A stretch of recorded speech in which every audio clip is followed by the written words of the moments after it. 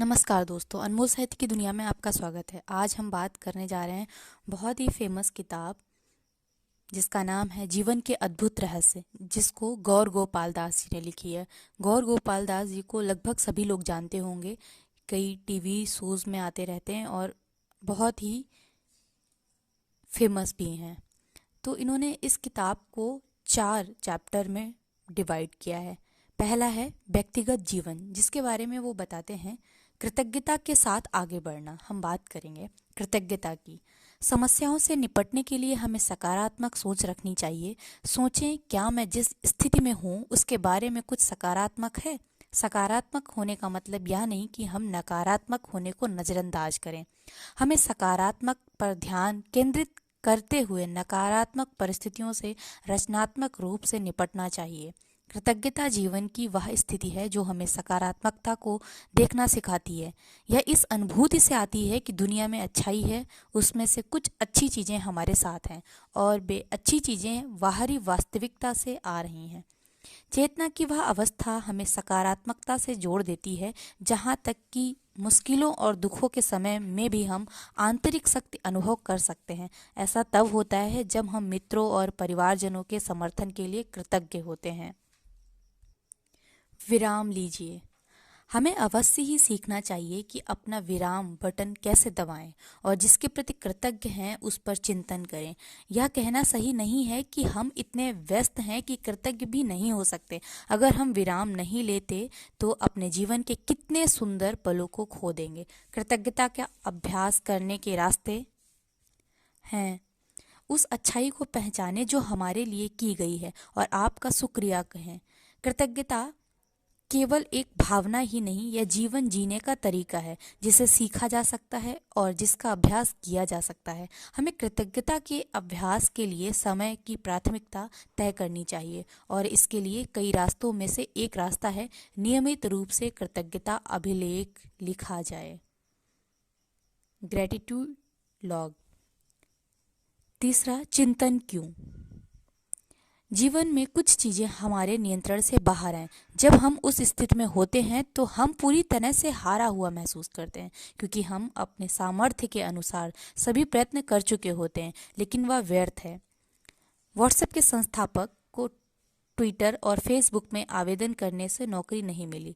भविष्य में ऐसा होना उसके पक्ष में था। अतः किसी एक समय में हमें जो बुरा लगता है वह हमारे लिए सर्वश्रेष्ठ भी सिद्ध हो सकता है। जीवन में बहुत सारी परिस्थितियां बनती हैं जो हमारे नियंत्रण से बाहर होती हैं। सोचिए, क्या यह मेरे नियंत्रण में है? यदि हाँ, तो आप इस विषय में कुछ कर सकते हैं। यदि नहीं, तो आप इस विषय में कुछ नहीं कह सकते, कर भी नहीं सकते। अतः दोनों ही स्थितियों में चिंता क्यों। नंबर 4, आध्यात्मिक साधना। हम आध्यात्मिक अनुभव करने वाले मानवीय जीव नहीं हैं, बल्कि मानवीय अनुभव रखने वाले आध्यात्मिक जीव हैं। हम यह शरीर नहीं है, हम शरीर से परे हैं। हमें संबंधों का क्रम समझने की आवश्यकता है। मूल रूप से हमें अपने से बड़ी किसी शक्ति जैसे ईश्वर से जुड़ना चाहिए। ऐसा करना हमें दुनिया में खुशी और आनंद बांटने की शक्ति दे सकता है। ईश्वर से जुड़ने के अनेक रास्ते हैं। हम अपना रास्ता चुन सकते हैं जो आवश्यक है, जो हमारे लिए जरूरी है और जो हमें उचित लगे, क्योंकि हमें उस रास्ते पर दूर तक जाना होगा। एक बहुत प्रभावी तरीका जिसे ऑथर ने अपनाया वह है मंत्र उच्चारण। चैप्टर 2, संबंध, रिलेशनशिप। पहला है संवेदनशीलता के साथ अभिव्यक्ति। हमें अपने शब्दों और क्रियाओं में संवेदनशीलता रहना चाहिए। संवेदनशील रहना चाहिए। संवेदनशीलता अपने शब्दों में रखनी चाहिए। संवेदनशील होने का यह अर्थ यह सोचना है कि हम जब कुछ कहते हैं या करते हैं तो दूसरे लोग उससे कैसा अनुभव करते हैं। संवेदनशील बनने का अभ्यास कैसे करें। हमें निष्प्राण वस्तुओं को भी महत्व और आदर देना चाहिए। अगर हम ऐसा नहीं करते तो असंवेदनशीलता की मानसिकता हमारे सामान्य रवैया का हिस्सा बन सकती है। किसी भी प्रकृति का सामान्य रवैया वस्तुओं और लोगों के बीच भेद नहीं करती। वस्तुओं के साथ बुरा व्यवहार हमारे रवैये, एटीट्यूड को नकारात्मकता देता है, जो हमारे संबंधों में भी प्रवेश कर सकती है। नंबर 2, सदाचारी दृष्टिकोण। लोगों ने श्रेष्ठ होना सुना होगा, श्रेष्ठ लोगों को देखा भी होगा। कभी चुनौतीपूर्ण हो सकता है श्रेष्ठ होना, विशेषकर जब हम निरंतर उसकी निकटता में हों। हम लोगों को इस 5 तरीकों से समझ सकते हैं। नंबर 1, वे जो केवल बुरा देखें और उसे बढ़ा चढ़ा लें। नंबर 2, वे जो अच्छा और बुरा दोनों देखें लेकिन अच्छे को नजरअंदाज करें और बुरे पर केंद्रित हों। नंबर 3, वे जो अच्छा और बुरा दोनों देखें और दोनों के प्रति तटस्थ रहें। नंबर 4, वे जो अच्छा और बुरा दोनों देखें लेकिन अच्छे पर केंद्रित होना चुनें और बुरे को नजरअंदाज करें। नंबर 5, वे जो अच्छा देखें और उसे बढ़ा चढ़ा लें। आदर्श स्थिति चौथी अवस्था है जिसमें संबंध अच्छे होंगे। चौथी स्थिति में पहुंचने के लिए निरंतर कड़ी मेहनत और अभ्यास चाहिए। कड़ी मेहनत यह है, वे जो अच्छा और बुरा दोनों देखें लेकिन अच्छे पर केंद्रित होना चुनें और बुरे को नजरअंदाज करें। यह स्थिति सदाचारी दृष्टिकोण को दर्शाती है। नंबर 3 है सतर्कता पूर्वक सुधार। गुस्से में कहीं हम बहुत सारी बातें बोल देते हैं जो ऐसी संबंध को नष्ट कर सकती हैं, अतः हमें ऐसा करने से बचना चाहिए। अगर हमें सुधारात्मक प्रतिक्रिया देने की जरूरत पड़े तो हमें ऐसा करने से पहले प्रशंसा और विश्वास का निवेश करना चाहिए। सुधारात्मक प्रतिक्रिया एक कला है जिसके 4 सिद्धांत हैं। वे स्वयं से पूछने चाहिए, क्या सुधारात्मक प्रतिक्रिया देने के लिए मैं सही व्यक्ति हूँ? क्या मेरे पास सुधारात्मक प्रतिक्रिया देने के लिए सही प्रयोजन है? क्या मुझे सुधारात्मक प्रतिक्रिया देने का सही तरीका मालूम है? क्या इस कार्य के लिए यह सही समय है? इन 4 सिद्धांतों का सुचारू क्रियान्वयन समय लेता है, क्योंकि असंवेदनशील होकर सुधारात्मक प्रतिक्रिया देना बहुत सारे लोगों के लिए व्यसन जैसी है और बन जाती है। नंबर 4, क्षमाशीलता। क्षमाशीलता के जिन सिद्धांतों से हमें परिचित होना चाहिए वे यह है कि परिस्थिति घटना को व्यक्ति से अलग कीजिए, उच्च उद्देश्य न्याय। अब एक एक के विषय में बात करते हैं। परिस्थिति, आप अगर किसी के शब्द से आहत हुए तो यह समझने का प्रयास कीजिए कि उसने वे शब्द क्यों बोले। जब लोग हमारे साथ कठोरता पूर्वक व्यवहार करते हैं तो ज़्यादातर समय वे भी परेशान रहे होते हैं। यह समानुभूति है। घटना को व्यक्ति से अलग कीजिए। गुस्से में यह कहना कि मैं गलत हूँ या तुम गलत हो, अपराध की भावना से ग्रस्त होने के बजाय हमें मैं और तुम को बीच से निकालकर गलत के साथ निपटना चाहिए। उच्च उद्देश्य, क्या हम महानता के सिद्धांत पर किसी को क्षमा कर सकते हैं? जैसे पति ने पत्नी को माफ कर दिया क्योंकि वह उससे प्यार करता था और उनके अपने समुदाय तथा पुत्र के प्रति कर्तव्य थे। यदि आप यह सुनते हैं तो इस रास्ते में सहयोग और समय लगेगा। ऐसा कुछ नहीं कि जो रातों रात हो जाएगा। न्याय, व्यक्तिगत स्तर पर हम उस व्यक्ति को माफ कर सकते हैं जिससे हमें पीड़ा दी है, लेकिन सामाजिक स्तर पर सख्त न्याय प्रणाली होनी चाहिए ताकि व्यवस्थित समाज का निर्माण हो, क्योंकि कोई भी व्यक्ति ऐसा नहीं होना चाहिए जो कानून तोड़कर क्षमा के नाम पर बच जाए। 5, संगति महत्वपूर्ण है। हमारी संगति प्रबल होती है, हमें ऊंचा उठा सकती है या नीचे गिरा सकती है। सामान्य व्यवहार वो है जो सरस जरूरत भर के कामों के लिए किए जाते और बिल्कुल स्वाभाविक होते हैं। घनिष्ठ व्यवहार वस्तुओं, भोजन, विचारों, मूल्यों और धारणाओं के आदान प्रदान के माध्यम से बनते हैं। हमारी जीवन शैली पर दूसरे व्यक्ति की आदतों की उपेक्षा मूल्यों का प्रभाव अधिक पड़ता है।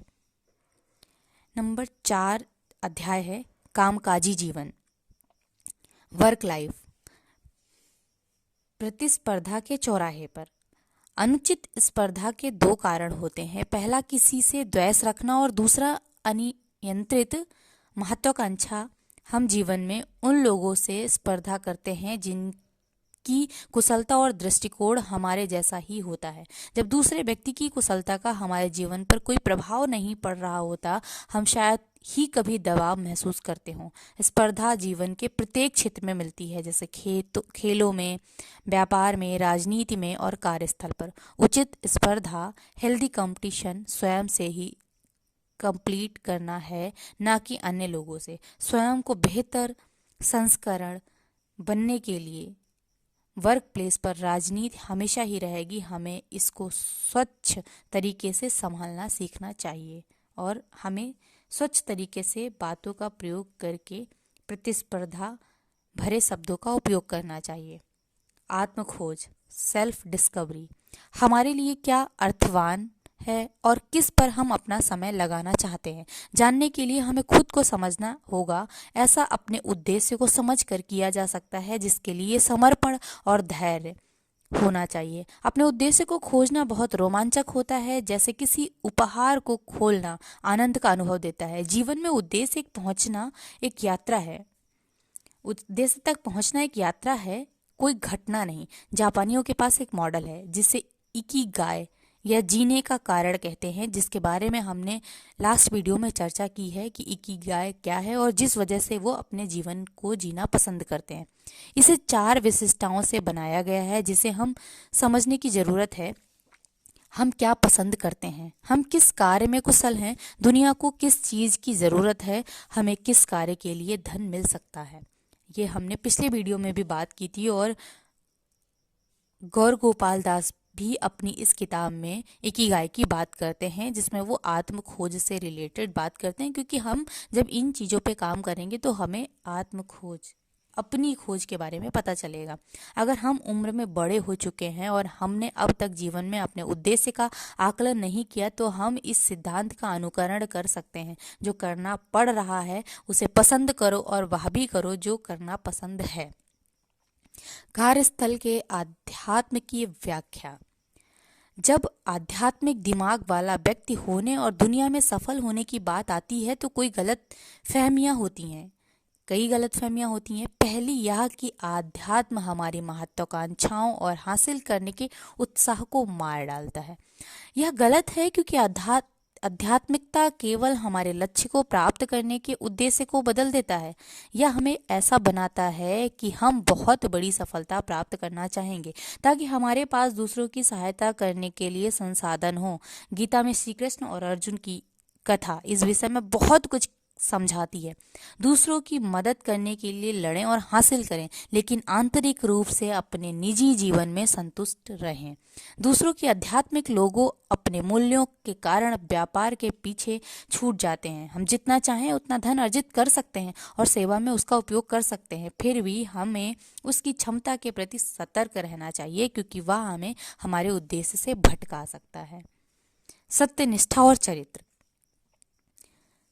सदचरित्र, गुड कैरेक्टर जीवन बदलने वाला होता है या हमारे कार्यों से संबंधित है, हमारे शब्दों से नहीं। चरित्र विकास के सिद्धांत हैं। विचार व जीवन दर्शन, फिलॉसफी जिसका हम पालन करते हैं, हमें इससे सीखना चाहिए। आचार, फिलॉसफी पर आधारित क्रिया, हमें इसे अवश्य करना चाहिए। प्रचार, उन कार्यों के माध्यम से दुनिया को जो अच्छा आचरण दिखाया जाता है, हमें इसे भी करना चाहिए। महान लोग जो करते हैं, जन साधारण उनका अनुसरण करते हैं। आपने ये लाइन बहुत फेमस होगी कि जो महान लोग होते हैं वो कड़ी मेहनत करते हैं, पहले वे अपने रास्ते बनाते हैं, अपने तरीके से उन पे आगे बढ़ते हैं। जब वो महान बन जाते हैं, कुछ बन जाते हैं, कुछ कर लेते हैं, तो बाकी लोग उनका अनुसरण करके उनके पद चिन्हों पे चलते हैं, ताकि वो भी सफल हो सकें और वहाँ तक पहुँच सकें। अध्याय 4 है सामाजिक योगदान, निस्वार्थ त्याग। आइसक्रीम का दर्शन है, पिघलने से पहले इसका आनंद ले लो, वरना यह पिघल जाएगा। मोमबत्ती का दर्शन, पिघल जाने से पहले दूसरे लोगों को प्रकाश दे दो। खुश रहने के लिए हमें अपना मनोभाव आइसक्रीम से मोमबत्ती की ओर ले जाना चाहिए। स्वार्थी से स्वार्थहीन तक, यह सेवा के माध्यम से ही होगा। हमें करुणा, थकान से सावधान रहना चाहिए। इसका मतलब यह हुआ कि हमें दूसरों की सहायता का प्रयत्न करते समय अपने सभी पहियों को संतुलित रखना होगा। यह स्वार्थी होते हुए भी स्वार्थहीन रहने का सिद्धांत है। सबसे पहले परिवार। पहले हमें निस्वार्थ होकर अपने परिवार की सहायता करनी चाहिए। पारिवारिक संबंध बनाए रखने के लिए हमारे रोजमर्रा के त्याग निस्वार्थता के ही कार्य हैं। हमारी निस्वार्थता का दायरा हमारे परिवार तक ही सीमित नहीं रहना चाहिए, हमें उनकी भी सहायता करनी चाहिए जो हमारी तात्कालिक देखरेख और स्नेह के दायरे में नहीं है। The nation narrative. जब हम निस्वार्थता का दायरा बढ़ाते हैं तो हम अपने समाज और देश के प्रभावी रूप से सेवा कर सकते हैं। यह हमारे सैनिकों के वीरतापूर्ण प्रयासों में दिखता है जो हमें सुरक्षित रखते हैं, और उन समाज सेवकों में जो भी देश चलाने में हमारी सहायता करते हैं। ऐसे राष्ट्र के प्रति समर्पित लोग बहुत कम होते हैं। हमें भी अपना समर्पण राष्ट्र के प्रति, राष्ट्र के लोगों के प्रति रखना चाहिए। सेवा में आनंद। सेवा के साथ अध्यात्म मिल जाने से वह अधिक संतुष्टिदायक हो जाती है। ईश्वर के साथ हमारे संबंध के आधार पर ही हम दूसरों की सेवा में अपने कौशल और क्षमता का उपयोग करते हैं। आध्यात्मिक साधना से ही सेवा आती है। कोई व्यक्ति ईश्वर के पवित्र प्रेम का अनुभव कर रहा है तो इसका सच्चा लक्षण यह है कि वह संसार में मनुष्य की पीड़ा और संवेदना को अनुभव करता है। हमें सही कार्य, सही प्रयोजन, सही इंटेंशन के साथ और सही मनोभाव से करना चाहिए। यह आध्यात्मिक की श्रेणी में आएगा। अगर आपको यह समरी अच्छी लगी हो तो लाइक करिए, शेयर करिए और सब्सक्राइब करिए। मिलते हैं नेक्स्ट वीडियो में। धन्यवाद।